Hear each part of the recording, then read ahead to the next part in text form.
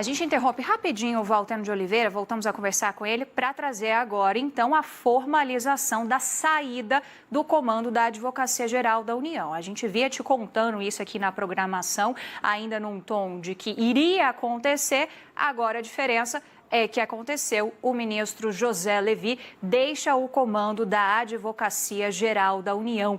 Outra vaga em aberto, outra possibilidade aí que está sendo aventada nas conversas de bastidores lá do Palácio do Planalto para uma substituição e outra sinalização daquilo que a gente vem comentando nas últimas horas aqui da programação, né? De que o que estamos presenciando neste momento é uma espécie de reforma ministerial do governo Jair Bolsonaro, ainda que não seja uma reforma ministerial tão abrangente, é muito significativo a gente ver nesse momento que tem possibilidade de trocas ali entre 4 a 5 pastas, entre 4 a 5 ministros, entre 4 a 5 pessoas do mais alto escalão do governo federal. Valteno de Oliveira continua com a gente, Valteno?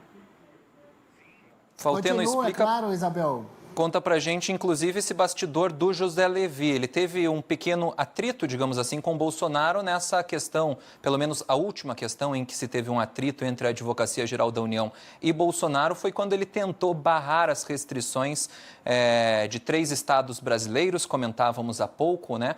Rio Grande do Sul, Bahia e Distrito Federal aumentaram as restrições e Bolsonaro foi ao Supremo Tribunal Federal para tentar... que somente com poder legislativo pudesse fazer essa mudança de restrições. E o José Levi não quis assinar junto com o Bolsonaro. O Bolsonaro foi sozinho ao Supremo Tribunal Federal por uma derrota que já era certa, inclusive. Isso pode ter sido aí a gota d'água, digamos assim, para essa alteração? Pode sim, meu caro Douglas, você está no caminho certo. É claro que com o presidente tem sempre um ponto a mais. Ele está aproveitando o dia de hoje, essa segunda-feira, segundo eu apurei com fontes da Defesa, para poder fazer um realinhamento ministerial. Não é a primeira vez que a gente ouve o presidente falar da porta da alvorada, que muitos vão, que a caneta vai funcionar, que ele tem a caneta. O que nós temos agora é uma realidade bastante prática, né? O presidente está com a rejeição aumentando, com a queda de popularidade, com a pandemia em alta. O presidente está reagindo, né? Eu conversei com um dos líderes do governo que disse que o presidente precisava mesmo se mexer.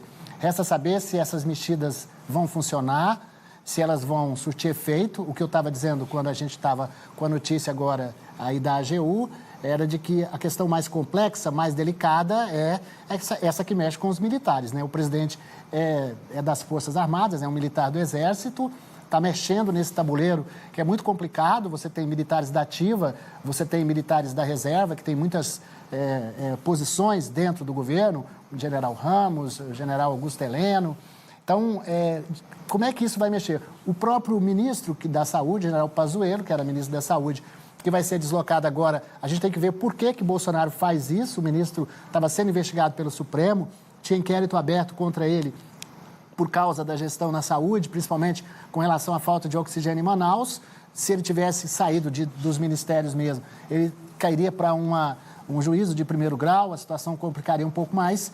O presidente sempre foi muito leal ao general Pazuello e nunca assinou muito embaixo com relação às críticas e às acusações que são feitas contra o ex-ministro da Saúde. Agora, tem que saber como é que ele vai lidar lá com Marinha, Exército e Aeronáutica. Ele vai encampar essa história, vai trocar comandos das Forças Armadas, esperar para ver, diante daquilo que eu falei para vocês, que o cargo de ministro da Defesa, ele é um cargo civil, troca-se a qualquer hora, mas comandante das Forças Armadas tem uma hierarquia.